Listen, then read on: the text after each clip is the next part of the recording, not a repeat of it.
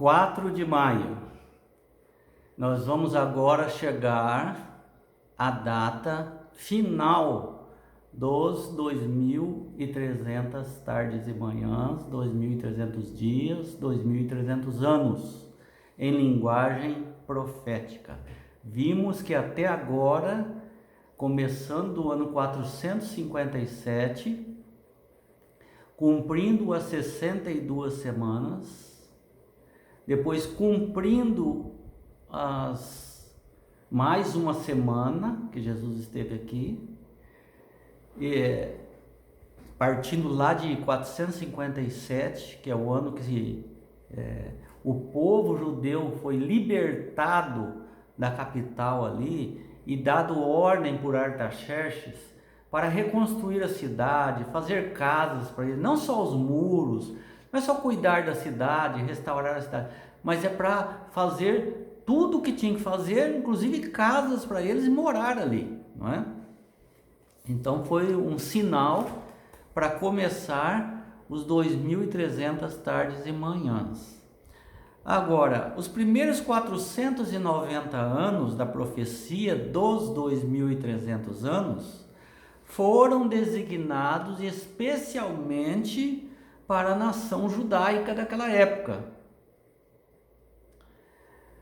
Também abrangia a vinda do Messias, esses primeiros 490 anos. Cumpriu exatamente. A última parte dos 2.300 anos tem a ver com o povo de Deus, porque nós sabemos que o povo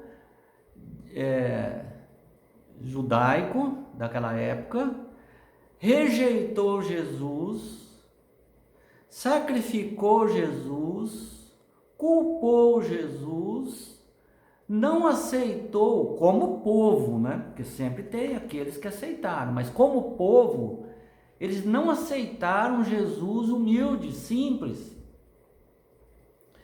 E ao Jesus começar a pregar, eles queriam matar Jesus. E aí, realmente, conseguiram a ordem para matar Jesus. O dia que Jesus foi morto foi profetizado, está dentro dos 490 anos. Veja que Jesus cumpriu também quando começou a evangelizar, foi batizado por João. Também tem essa previsão aí dentro. E aí, então, esses primeiros 490 anos. Quando chega até ali, eles ainda eram o povo de Deus.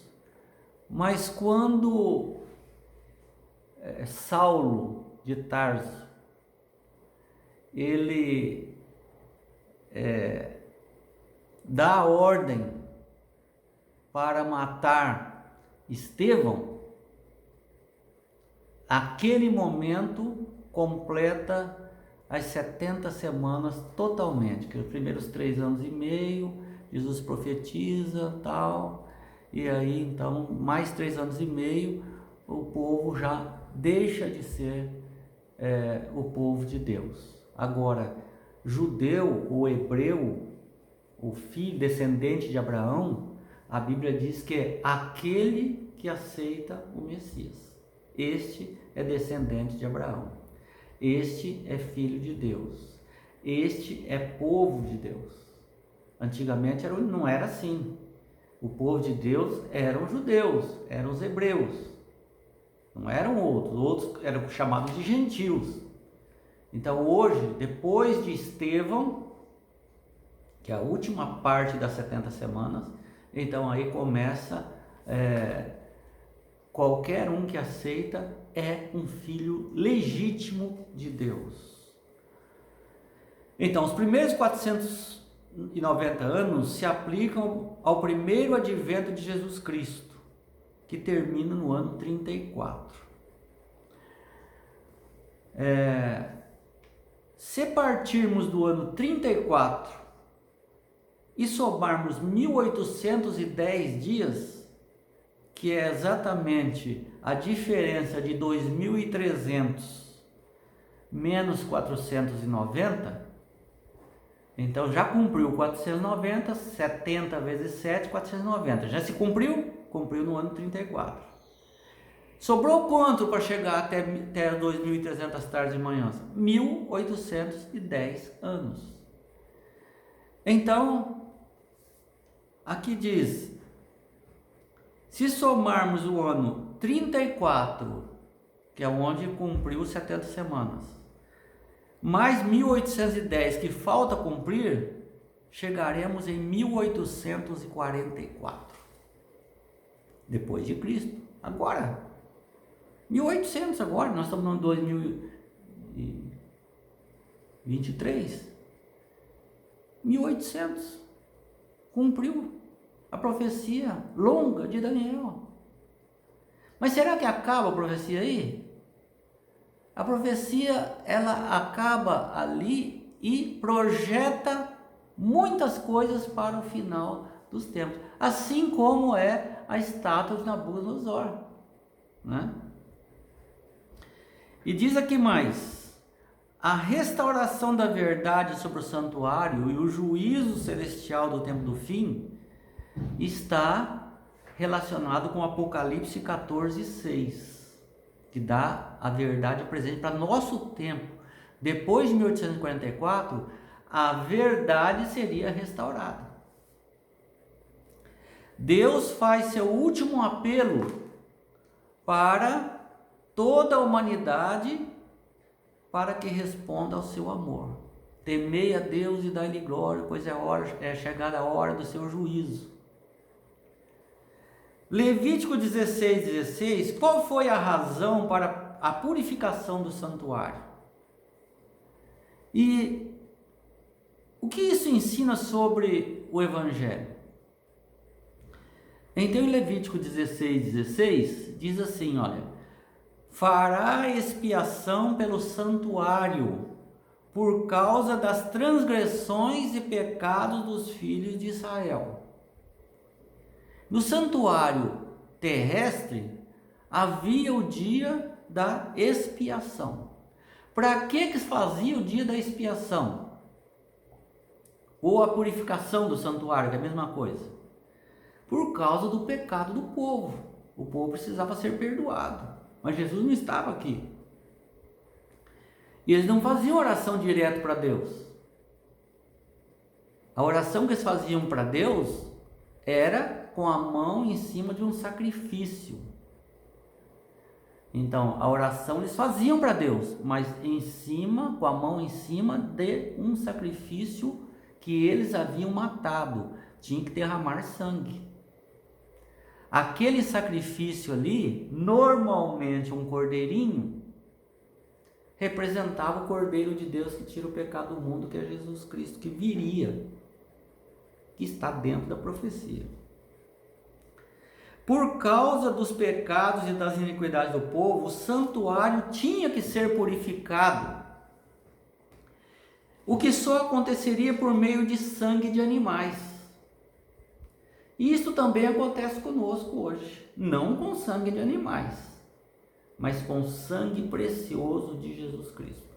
Por isso que a lei cerimonial, compreendido pela morte dos animais, não precisa mais. A lei que foi abolida não foi a lei moral, foi a lei cerimonial. Essa lei cerimonial que indicava a vinda do Messias veio, não precisa indicar mais. Hoje nossa oração vai até o lugar santíssimo de Deus, adentrar ao santuário de Deus a nossa oração, sem intermediário. Porque antigamente o intermediário era quem? Os sacerdotes e depois o sumo sacerdote. Por causa dos pecados, o povo, o santuário de Deus tinha que ser purificado, o que acontecia por meio de animais. E que diz assim, precisamos também de um Salvador. Precisamos de alguém que perdoe nossos pecados, como o único modo de sermos absolvidos do dia do juízo. Em Levíticos 23, 26 até 29, dá claramente o dia que se fazia, uma vez por ano, o dia da expiação ou da purificação do santuário. Aos 10 do 7º mês será o dia da expiação ou purificação. Tereis santa convocação. Todos tinham que estar em volta do santuário. Afligireis, nenhuma obra fareis. Todos deveriam estar ali. Quem pediu perdão durante o último ano, com animais e tal, tinha que estar ali. Tinha que afligir a sua alma ali. Porque toda alma que não se afligir nesse dia, dá a subentender que toda alma que não for lá, estiver diante do santuário e afligir a sua alma, será eliminada do meu povo. Não será considerado mais do povo de Deus. E será considerado então, portanto, pecador. Então, diz assim: afligirei as vossas almas. O que significa isso? Eles deveriam ir até o santuário e afligir, deviam se humilhar, examinar o coração para ver se realmente arrependeu daquilo que ele confessou durante o último ano. Deveria se arrepender e deveria confessar os seus pecados de novo e pedir que Deus o purificasse. Enquanto o sumo sacerdote purificava o santuário, o povo de Deus seria purificado aqui fora do santuário, diante do seu arrependimento, a sua confissão para Deus. Então, aquela confissão que foi feita por Cordeirinho era um cheque pré-datado, né? Só iria valer mesmo no dia da expiação. Desde 1844, o que aconteceu em 1844? Começou o dia do juízo. Vivemos a hora do juízo, proclamando a última mensagem angélica. Então, tudo isso quer dizer, a purificação do santuário aconteceria quando o sumo sacerdote Jesus Cristo